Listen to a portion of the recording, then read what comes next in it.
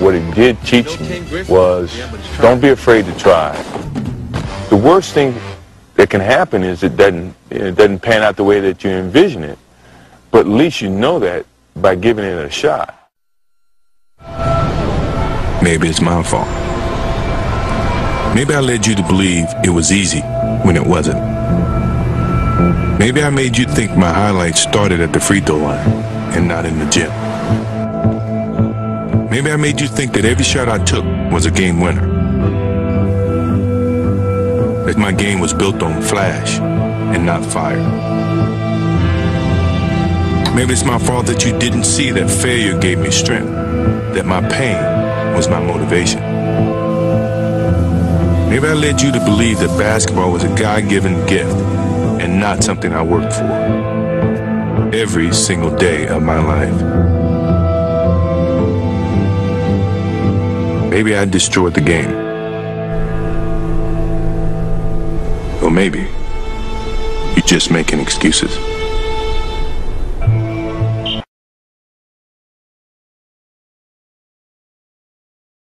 You've had a lot of fantastic moments in sports. What's the greatest moment?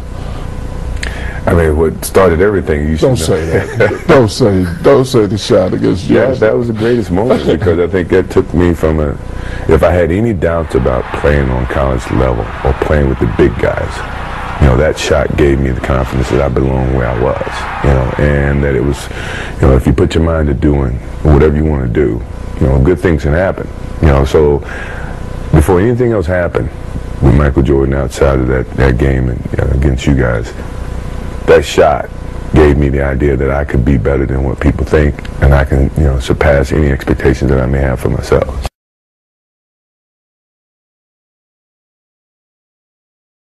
Let me turn it. What's your greatest disappointment in sports?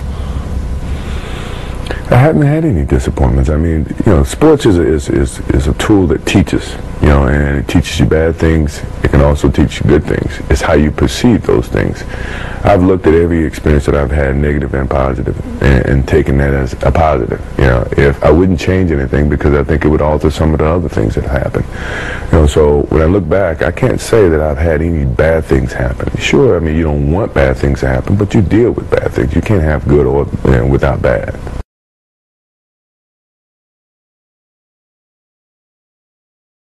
Who's your favorite guy to play against? Myself.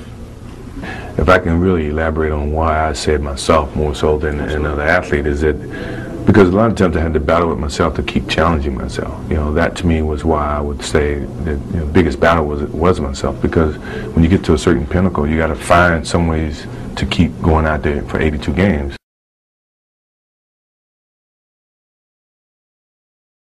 My competitive drive is far greater than anyone else that I've met. You know, I think that I thrive on that. I think that's my biggest motivation in life. You know, is to compete. You know, find different competitions in certain things in life, and try to overcome that. You know, be it positive or negative. But I have yet to meet someone who is as competitive as me. You know, and I just feel that much confident about my competitive drive.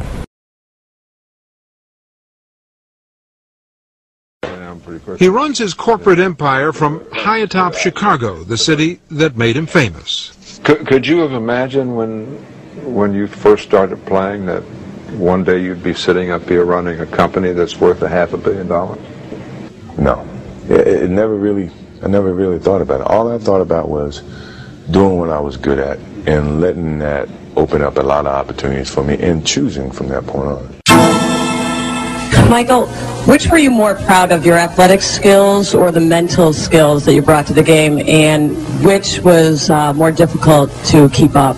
The mental skills came with the education of the game, you know, that either I learned from Coach Smith before I got here, or I learned in the course of the coaching staff that I've been endured with.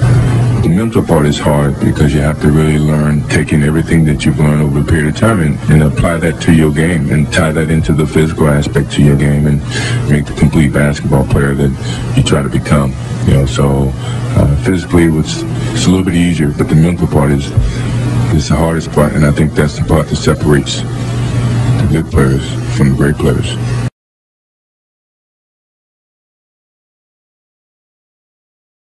As you leave the game, what message do you want to leave to young athletes that are coming on? Be true to the game, because the game will be true to you. If you try to shortcut the game, then the game's going to shortcut you. If you put forth the effort, good things will be bestowed upon you. That's truly about the game. And in some ways, that's about life too.